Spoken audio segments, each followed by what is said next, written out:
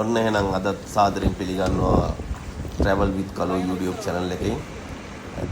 අපි මේ දැන් පෙන්වන්න හදන්නේ ලුණුගම වෙහෙර ජලාශයේ සිට මහෑලට එන සොරවුව බලන්න. අති දුෂ්කර ගමනක්, විශේෂයෙන් භයානක ගමනක්. මොකද සොරවුව ගාව විශේෂයෙන් කිඹුල්ලෝ ඉන්න පුළුවන්. ඉතින් අපේ ටීම් එකත් එක්ක අපි දැන් යන්න හදන්නේ සොරවුව බලන්න. සොරවුව දොරටුව බලන්න. මේ වෙලාවේ නම් සොරවුව වහලා තියෙන්නේ, යම් කිසි ප්‍රමාණයක් පමණයි විවෘත කරලා තියෙන්නේ.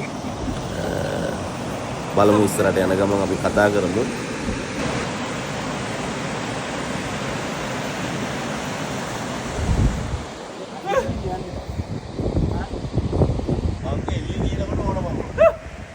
ගැඹුරු ඒවා ටික. එළියේ කෙලියේ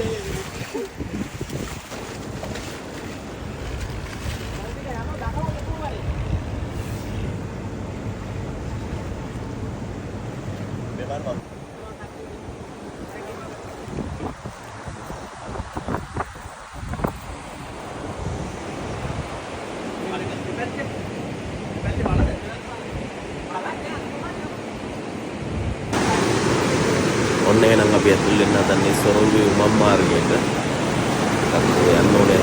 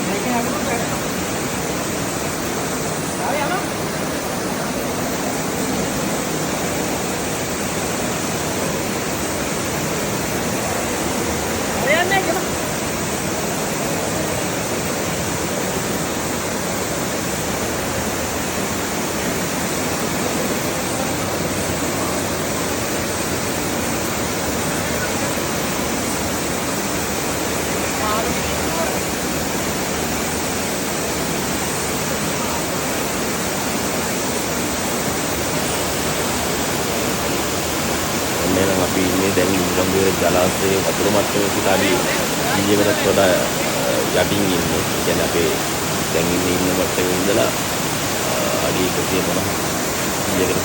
වගේ වෙන්න වතුර තියෙනවා. කියන්නේ වතුර යට අපි ඉන්නේ. ඒ ජලාශය තියෙන්නේ.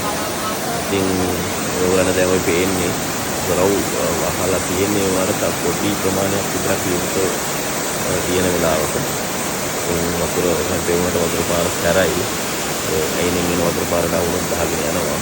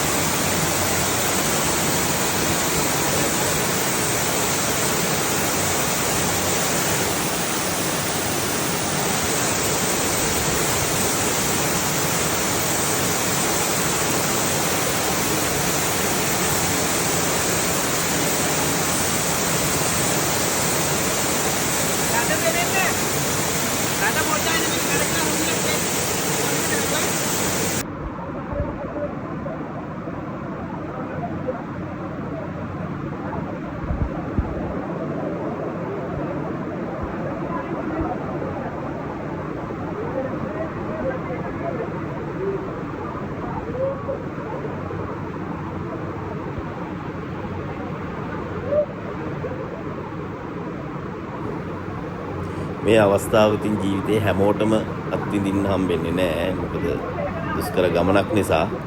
ඉතින් අපේ ටීම් එක ඒකට වාසනාව උදා වුණා. ඉතින් බලමු අපි තව සොරවුවේ එක දොරටුවක් විතරයි අපි දැක ගන්න ගියේ. දැන් ඊළඟ දොරටුවත් යන්න පුළුවන්. ඒකත් අපි ගිහිල්ලා පෙන්නන්නම්. ඒකි මොන වගේද කියලා.